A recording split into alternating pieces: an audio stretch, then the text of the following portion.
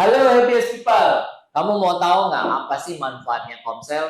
Nah, apa sih tujuannya juga Komsel? Ini saya punya teman-teman yang mau sharing apa sih manfaat dan apa sih kebaikan-kebaikan yang sudah dirasakan teman-teman saya ini. Ya kita mau dengar-dengar cerita dulu nih dari Bro Luis. Halo, welcome Bro Luis, Bro Alex. Terima kasih. Bro Luis nih, Iya. bisa mungkin cerita sedikit ya, gimana sih backgroundnya ya? Background ya, sedikit background. Saya nih 16 tahun pemakai narkoba. Oh ya? Narkoba, iya. Oh, nah, gitu. sampai suatu hari waktu saya sedang jatuh-jatuhnya, saya sempat ke rumah bandarnya, bandarnya saya belanja, beli, saya pakai, dan ada teman saya titip untuk titip lagi, beli titip barang itu karena waktu itu lagi langka, lagi susah kan. Saya beliin setengah gram sih nggak banyak. Saya ketangkap waktu itu, ada serse waktu keluar dari rumah itu banyak serse, berapa orang? Ada 4 orang, kalau nggak langsung jangan bergerak, langsung keluarin senjata, pistol. Jangan bergerak. Anda habis belanja ya kan? Iya Pak, langsung aja. Mana? Ini keluarin. Oh, ya udah ikut saya. Akhirnya singkatnya saya akhirnya masuk pengadilan, putus penjara saya. Saya di penjara karena narkoba itu, drug. Nah, waktu masuk penjara, saya pikir wah Tuhan ini nggak adil banget nih. Kenapa orang-orang yang di luar sana masih oke-oke aja, ya kan? Yang saya merasa nih saya beli sendiri, uang sendiri, kenapa saya harus penjara gitu? Ya kan? Nggak adil bagi saya. Tapi akhirnya seiring waktu saya di sana, saya bersyukur saya bisa di penjara. Karena di penjara saya nggak mati, ya kan? Seperti teman-teman saya tuh masih muda-muda, umurnya baru kira-kira 19 lah, 23 waktu itu ya. Mati mereka lagi ngobrol-ngobrol gini nih. Terus pakai tiba-tiba kaku. Banyak begitu. Ada yang sakit, segala macam. Happy People, lihat ya, kalau hati-hati kalau mau pakai putau ya. Ini pengalaman Bro Luis masih bisa hidup ini benar-benar puji Tuhan ya. Jadi Bro, kalau yang mau coba-coba jangan deh ya. Ini udah cerita nih bisa bawa kematian gitu loh. Saya waktu itu sempat dikunjungi dari orang komunitas dari salah satu gereja ya, gereja datang. Nah, sebelum cerita gereja, kita mau dengar dulu dari Bro Alex gimana background-nya. Setelah itu baru kita masuk. Gimana nih bisa akhirnya ketemu ya? Oke, Bro Alex. Kalau saya, background saya kebetulan saya itu dibesarkan dengan fatherless ya. Artinya secara fisik bapaknya ada, tapi secara fungsi nggak ada. Gitu. Akhirnya saya tumbuh menjadi seseorang yang pemberontak, gitu-gitu, memberontak, terus suka temperamen kayak gitu-gitu. Karena emosi cepat marah, suku pendek lah ya. Betul. Ditambah bapak saya itu dulu, maksudnya saya waktu dulu itu nggak pernah takut sama orang, tuh nggak pernah takut, gitu. Karena buat saya selama dia masih makan nasi, saya nggak pernah takut gitu. Iya. Terus terus pernah juga sempat ditawarin jadi kayak pembunuh bayaran gitu-gitu. Pernah juga pada waktu itu, karena saya tuh waktu kecil dibilang gini, udah papa saya bilang hilang anak satu nggak apa-apa, anaknya masih ada 3 kata gitu. Jadi saya merasa hidup saya nggak berguna gitu. Maksudnya saya ya udah nggak masalah kan, maksudnya toh mati pun papa saya nggak masalah gitu, nggak nyariin. Jadi makanya saya suka berantem gitu dulu tuh. Ada luka batin ya?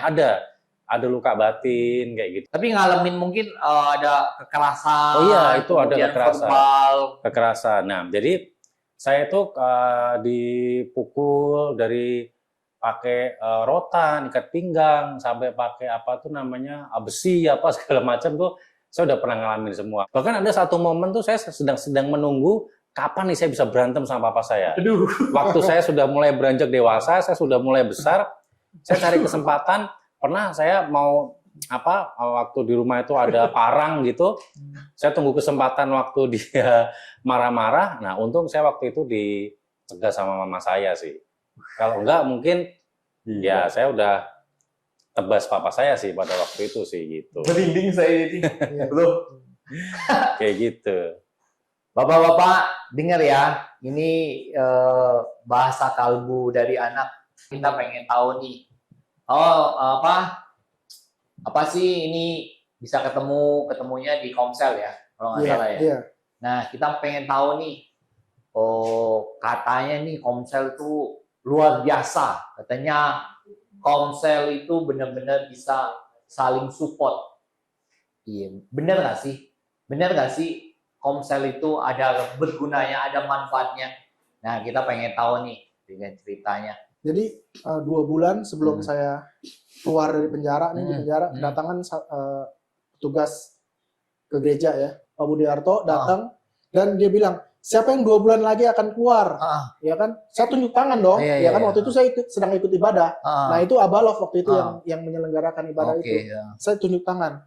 Oh, yang tunjuk tangan bisa nanti ketemu saya di depan sana, depan gereja maksudnya. Oke, saya ke depan. Ngobrol, gimana Budiarto tuh. Setelah berdoa, dia tiba-tiba ngomong aja begini. Dia manggil waktu itu Pak Luis ya, Pak Luis katanya. Nanti kita akan ketemu lagi di satu komunitas ya, katanya. Komunitas ini komunitas yang benar. Waktu itu saya nggak kenal dia, siapa dia. Dalam hati saya komunitas. Saya udah tahu lah komunitas itu kayak apa ya kan. Kan banyak komunitas di luar nih ya. Ada komunitas junkie, ada macam-macam lah ya kan, punk segala macam waktu itu. Dalam hati saya ya selain gitu saya bilang ini orang kayak cenayang nih, kayak peramal nih, so tahu saya bilang. Tapi di mulut saya bilang iya pak. Yo sampai ketemu lagi nanti ya. Dia nggak tahu saya nggak tahu dia. Benar, setelah saya keluar, nah anak saya waktu itu kan sudah ada di komunitas. Dia undang, Pak kita datang ke sana, katanya, komunitas. Saya waktu itu malas, tapi saya datang aja, saya ikut aja. Komunitas, ya kan, ya biasalah nyanyi-nyanyi, sharing-sharing. Saya waktu itu, apa ini, cuma begini-gini aja. Saya pikir ada suatu yang wow gitu, gimana. Biasa-biasa aja di komunitas. Nah sampai satu hari, saya udah ikut komunitas kira-kira 2 atau 3 bulan ya. Setelah saya pulang nih kan. Pak Budiarto datang, diundang untuk bahas masalah psikotes kita di Komsel gitu. Oh, ketemu lagi. Dia nggak kenal saya, saya kenalin dia. Langsung saya sebelum dia bahas itu saya bilang, Pak ingat saya nggak? Aduh, kayaknya mukanya familiar nih. Dia bilang gitu. Ingat saya Luis Pak yang dulu disustik itu khusus narkotik Cikunang. Yang oh iya. Nah Bapak kok waktu itu pernah ngomong kita akan ketemu di Komsel. Nah, sekarang kita ketemu, Pak. Wah, hebat ya Tuhan ya. Katanya gitu dibilang. Saya juga nggak sadar loh, katanya. Saya nggak tahu, hebatnya Tuhan ya. Iya, loh. Jakarta itu luas. Ya kan, kok bisa ketemu di Komsel yang di Warakas itu, yang kecil itu di Warakas ya kan. Satu rumah yang kecil bisa ketemu. Nah, di situ itu saya bilang, ada. Saya baru nyambung nih. Ada maksud Tuhan nih, saya ada di sini. Ada maksud Tuhan, iya. Luar di Komsel tuh, ya. iya, saya makin menikmati Komsel, saya lihat background orang macam-macam ya kan di Komsel kita heterogen sekali tuh, macam-macam. Kok bisa begitu ya? Maksudnya bisa mereka tuh saling mengasihi. Di Warakas ini di Tanjung Priuk ya. Tanjung Priuk benar ya. Tanjung Priuk. Iya. Sampai suatu hari saya pulang, saya berdoa siang-siang ini menjelang asar atau apa ya, kesempatan gitu. Saya masuk kamar, saya kunci, saya matiin lampu semua. Saya berdoa tuh, Tuhan terima kasih semuanya, saya bisa ada di komunitas yang benar ya kan. Saya bersyukur. Terus setelah itu saya ingat, waduh dosa saya banyak banget yang dulu nih. Iya dosa saya banyak, suka nyuri orang tua uangnya ya kan, suka apa saya minta ampun Tuhan untuk masa kecil saya begini, minta ampun Tuhan saya udah melawan orang tua, minta ampun semua, bukannya saya minta maaf segala macam sampai berapa lama saya berdoa. Ya saya ini orang rasional kan, ini kamar saya matiin, tapi saya melihat satu titik terang, ada terang itu menghangatkan, hangat sekali. Ini real loh, maksudnya saya sampai dalam berdoa tuh saya nggak yang tutup mata, tapi saya buka mata. Kamar itu gelap.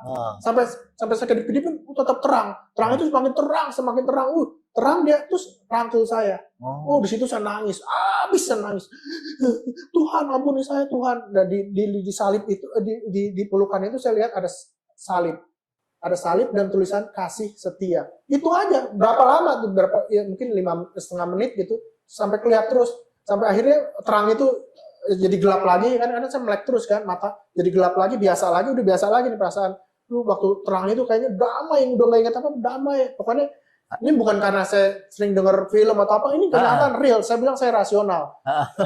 Begitu apa? Aduh, enak sekali gitu ya. Dekapan yang kayaknya benar-benar mengasihi banget.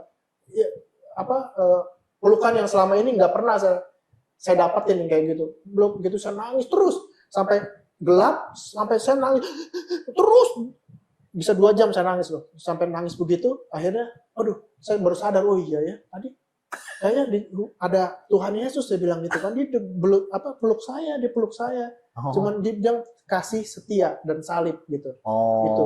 Dan situ saya baru ya mau komitmen waktu oh iya Tuhan, artinya tuh di situ Tuhan nggak melihat saya siapa, dia melihat hati saya sekarang gitu, dia melihat hati saya sekarang dan pesannya dia, nih loh salib yang udah mengampuni kamu, ya kan, dan kamu harus mengasihi dan setia gitu aja. Kasih itu benar-benar saya rasakan di Komsel juga. Oke. Kasih saling menjaga, saling. Kita tahan dulu tuh yang tadi. Alex gimana nih akhirnya bisa dalam satu komunitas ya? Nah, jadi kalau pada waktu itu kenapa saya bisa ada di komunitas di Jakarta ini ya, yang Komsel itu juga awalnya saya kan tadi dari luar kota kan, terus saya pindah ke Jakarta. Dari mana?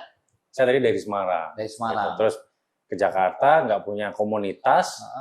Nah akhirnya karena nggak punya komunitas tadi, ditambah mungkin saya belum benar-benar dipulihkan, masih menyimpan luka, jadi hubungan saya sama istri saya itu jadi nggak harmonis gitu. Jadi sering cekcok gitu karena saya belum pulih ya. Dan saya setelah ikut ya tentang SPK, tentang MOU segala macam gitu-gitu, saya baru tahu gitu bahwa ternyata ketika kita nggak utuh, pribadi kita nggak utuh, belum pulih, kita pasti akan sering menyebabkan luka ke pasangan kita juga sih gitu ya. Karena kitanya yang belum pulih gitu. Jadi hubungannya udah di ujung tanduk atau di ujung jurang? Hampir di ujung tanduk gitu.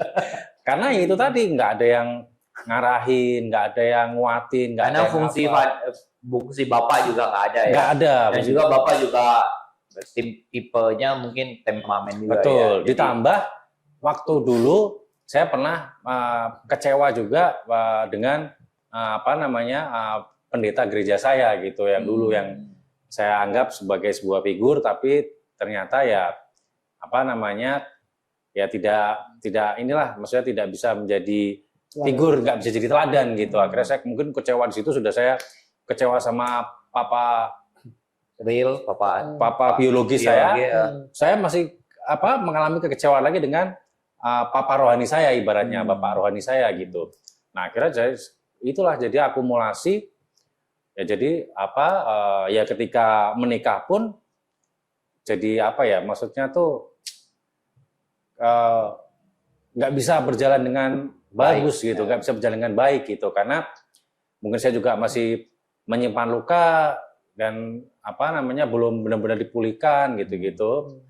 Nah akhirnya singkat cerita ketemulah nih dengan komunitas Komsel ini tadi yang kebetulan kami sama ini Komselnya. Iya. Nanti ada cerita menarik nih. Nah, terus saya kan juga sebelumnya juga ngerti lah komunitas tentang Kristen, komunitas Kristen, karena kan saya juga kecilnya juga Kristen. Tapi karena saya melihat kekristenan ini komunitas yang dulu itu ya kadang-kadang isinya ya cuman ngomongin orang, terus maksudnya nggak ada juga yang membeda-bedakan kayak gitu-gitu secara status sosial segala macam. Awal-awal saya skeptis gitu. Maksudnya paling komunitas ya cuman gitu-gitu aja gitu kan. Maksudnya saya ini. Tapi ini yang luar biasanya ketika saya memutuskan waktu diajak ke Komsel itu, ketika saya masuk ke Komsel itu, saya juga kaget. Artinya gini, Komsel ini tuh kayak tadi Pak Luis bilang heterogen gitu. Ada yang dengan berbagai macam background, ada yang profesional, ada yang pengusaha, bahkan ada yang tukang parkir gitu. Maaf kata ada yang tukang parkir. Tukang parkir. Iya, ada yang serabutan, terus ada juga yang tinggalnya di apartemen, tapi ada juga yang tinggalnya di bedeng. Di pinggir-pinggir kali gitu, ada yang tinggal di tengah di kontainer nggak pakai yang di lapangan gitu. Nah, iya, mantap ya. makanya saya tuh sampai ini bener apa enggak nih gitu. Maksudnya nih kok ada gitu yang bisa terus ya apa ya, terus setelah saya masuk ternyata bener, maksudnya saya tuh merasa di Komsel itu merasa diterima. Dan orang-orang yang itu juga semua bisa merasa diterima dan bisa saling melengkapi gitu, saling menguatkan kayak gitu-gitu. Makanya sebenarnya ya ada kebetulan satu pemimpin kami lah di Komsel itu kan, PKS kami, tim PKS itu kan kalau boleh saya sebut namanya ya, namanya kan Ayung. Dia tuh kan seorang dia PKS ya? Ya, nah dia itu background dia itu kan seorang pengusaha. Tapi ini yang saya maksudnya karena saya orangnya sebelumnya skeptis gitu ya dengan organisasi-organisasi kegerejaan gitu. Saya pikir paling sama aja. Ternyata enggak gitu. Pas saya lihat dia itu benar-benar punya hati gitu. Nah, saya taunya dari mana? Saya taunya ya ketika waktu dia visitasi nih misalkan ke anggota kami, Komsel kami yang rumahnya ada di kontainer, di bedeng, di pinggir kali. Ya apa maksudnya benar-benar totalitas dia merangkul ya, bareng Pak Luis juga dia benar-benar merangkul, termasuk saya juga, saya merasakan gitu ketulusannya dia untuk istilahnya tuh ngerangkul jiwa-jiwa gitu loh, untuk supaya teman-teman Komsel ini bisa bertumbuh, itu benar-benar luar biasa sih gitu. Nah, dan aku mau tanya nih, katanya aku dengar-dengar ada cerita-cerita soal pohon tuh. Nah, bisa dicerita nih, pohonnya pohon apa sih, dan apa sih yang dirasain gitu? Nah, jadi pohon itu tuh, waktu itu ada satu hamba Tuhan itu yang waktu itu khotbah itu tentang pohon. Jadi pohon ini di Amerika memang sudah tua. Namanya redwood pohonnya itu. Redwood. Redwood. Ya. Nah, redwood ini satu-satunya pohon yang akarnya tuh di luar. Akarnya di luar. Akarnya di luar. Makanya kita tumbuhnya ke samping akarnya, itu juga baru tahu gitu. Jadi akar kan biasanya ke bawah kan. Nah, ini akarnya ke samping. Nah, ternyata akar ke samping ini tuh punya manfaat untuk menopang pohon sebelah-sebelahnya juga. Gitu. Jadi ketika ada angin kencang, badai, topan, dia nggak gampang roboh gitu. Karena ternyata akar pohon-pohon itu tuh saling mengikat. Saling mengikat. Itu redwood ini tuh sebenarnya cocok diterapkan untuk di Komsel gitu. Makanya kenapa banyak kadang Komsel-Komsel itu kalau saya lihat gitu, maksudnya ada yang beberapa tidak bisa bertahan terus bubar karena tidak ada redwood di dalamnya. Gitu. Jadi redwood itu artinya bisa untuk saling menjaga, menopang, saling menguatkan, supaya serba saling mengingatkan. Karena di Komsel itu memang harus ada harus punya kasih yang radikal sih. Kasih yang radikal. Artinya mau memberi diri, mau memberi waktu. Nah, itu yang susah sih memang. Oke, coba nih ceritain. Pernah ngalamin redwood-nya nggak? Pernah. Nah, coba. Jadi waktu COVID nih. Jadi waktu COVID, waktu di Jakarta, kan semua nggak boleh keluar kan. Benar. Terus mencekam kan gitu. Karena kan orang takut nih banyak yang meninggal kan. Iya. Nah, ini yang luar biasa yang kayak saya cerita tadi, yang namanya PKS kami itu yang namanya Ayung, istrinya itu ada Yeni namanya sama anaknya. Itu saya kaget tiba-tiba telepon, tahu-tahu datang ke rumah. Gitu, datang ke rumah tuh bawa sembako gitu. Waktu itu kena COVID ya? Belum waktu itu, belum. Tapi ya nggak tahu juga, tapi kan sudah kayak sakit-sakit. Udah. Tapi kan waktu itu mencekam kan, waktu yang awal-awal itu. Karena kalau enggak kan, kalau kita tahu, dulu kan belum ada informasi kalau COVID, nggak apa-apa nanti bisa di rumah. Kalau dulu kan kita tahu COVID langsung diangkut ke Wisma Atlet. Jadi kan kita nggak berani ngomong, nggak berani info. Nah, terus ya itulah dibawain. Terus ada juga tim PKS yang namanya. Tapi waktu itu cari duitnya juga nggak bisa ya? Nggak bisa, karena kan di rumah semua. Kebetulan istri saya juga kena PHK. Terus saya kan ngajar juga kerja juga freelance gitu, pada pada berhenti. Udah nggak bisa ngapa-ngapain. Nah, makanya puji Tuhan melalui pertolongan Tuhan, melalui teman-teman Komsel inilah Saling gitu. support lah ya. Saling support, bahkan sampai mau datang gitu. Yang maksudnya saya nggak habis pikir tuh karena ya ini seorang, maksudnya kalau yang lain kayak ada lagi kan PKS kami namanya Kak Lana itu juga ngubungin gitu. Kak Lana ini ngubungin kira-kira apa yang perlu dibantu. Saya tuh sampai sangat-sangat apa ya, amazed gitu loh. Maksudnya kok Amazing. ada orang yang perhatian gitu loh sama saya. Maksudnya saya kan juga bukan siapa-siapa, bukan orang hebat, bukan orang penting, tapi diperhatiin gitu loh. Maksudnya ditanyain, wah butuh apa. Nah terus yang lebih kaget lagi yaitu didatengin sama ada yang ya tadi PKS tadi yang namanya Ayung tadi. Bawa makanan ya. Iya, bawa makanan, bawa sembako itu makanya luar biasa sih.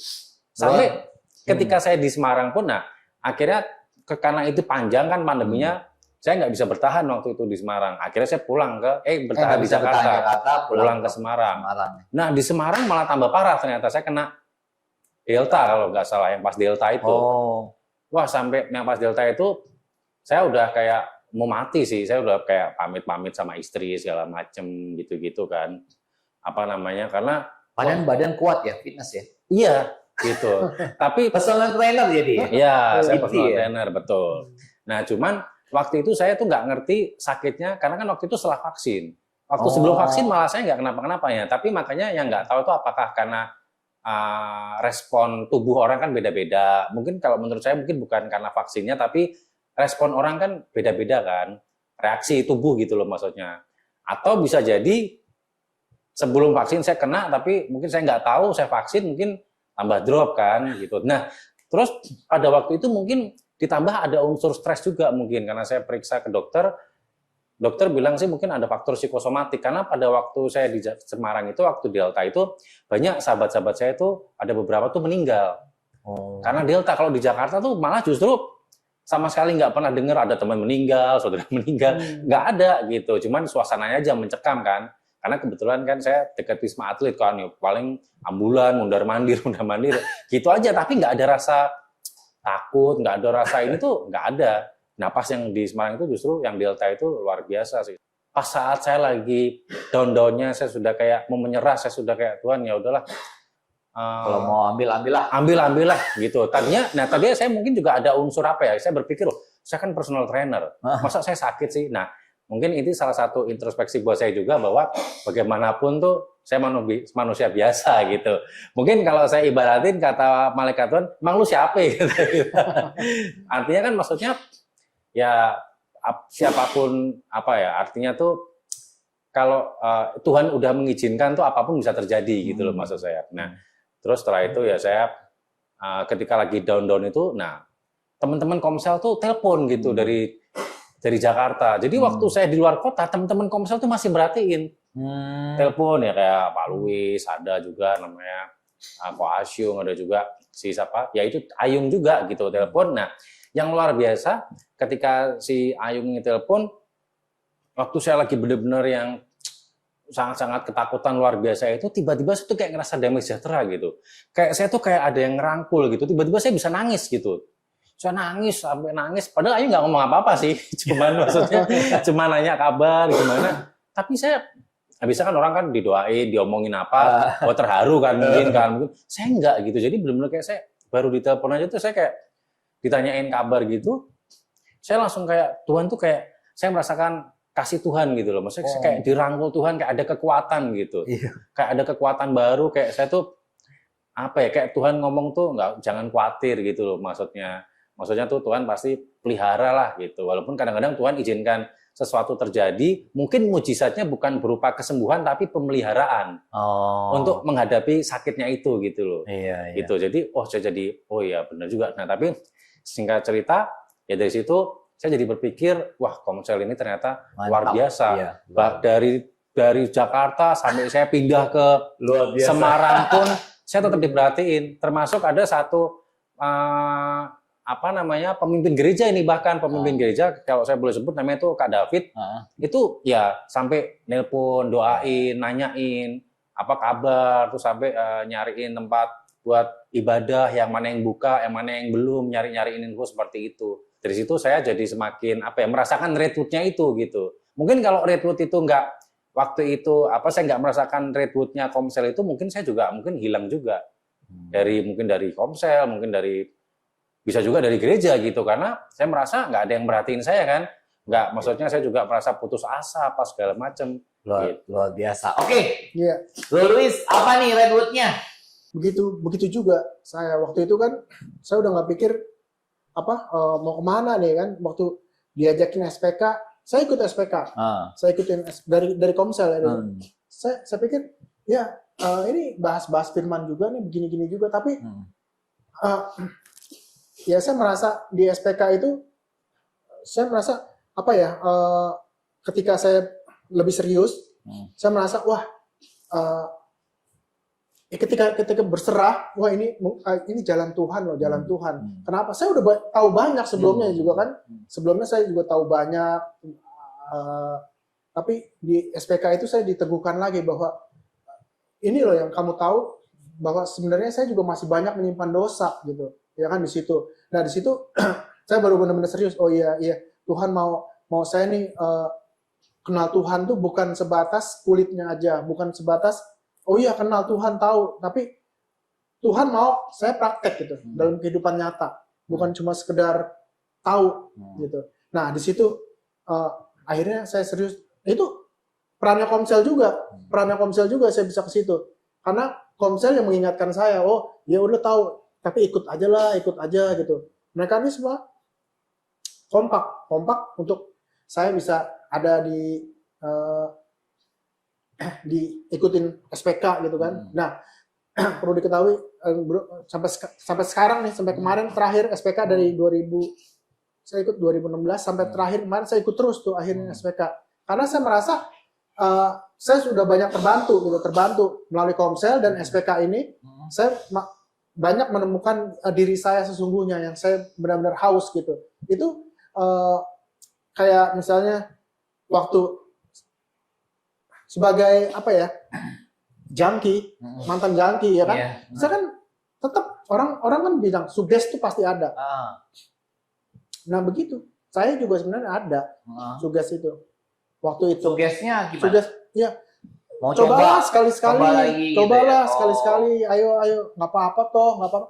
Ada aja pikiran itu. Tapi saya pikir, tapi teman-teman mereka nggak beritahu, jangan pakai, enggak gitu, enggak. Mereka ngajak hal-hal yang positif, ngajak hal misalnya, ayo kita kesini. Mereka ngobrolin apa. Akhirnya yang ngobrolin juga kan, ini backgroundnya juga kan dulunya drug user ya kan. Jadi ngerti dia cerita-cerita, oh iya. Sampai akhirnya saya sendiri undang teman-teman yang dari luar tuh, yang dari luar bekas-bekas mantan yang pemakai, saya undang. Mereka ikut juga ke gereja, datang. Awalnya mereka ketemu nih di luar, ayolah reunian, pakai nih barang lagi bagus nih, gini bagus nih, gini. Enggak. Saya bilang, ayo bener katanya. Masa bisa stop? Mereka semua kaget. Enggak, saya udah berhenti. Iya. Kalau mau saya bilang kamu sekalian ikut saya ke gereja. Gereja nih ya, katanya kan kayak gitulah ya kan. Udah. Akhirnya mereka datang juga. Karena saya siap ini saya ingatkan di telepon di mana. Besok datang. Datang dia tuh ke gereja.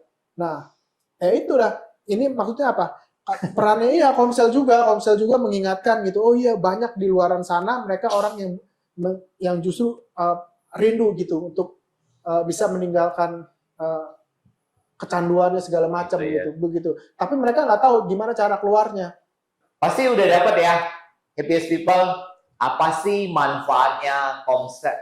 Komunitas? Manfaatnya Komsel nih? Kita udah dengar dari Bro Alex, Bro Luis.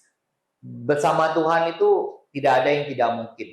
Bersama Tuhan itu ada harapan buat kita. Bro Luis yang udah hancur, sudah remuk, Bro Alex juga, tapi sekarang udah bisa jadi manusia yang seutuhnya. Saya percaya kita semua tuh bisa gitu loh. Kita semua ada harapan bersama Tuhan Yesus. Oke, Happiest People, sampai jumpa lain kali. Bye-bye.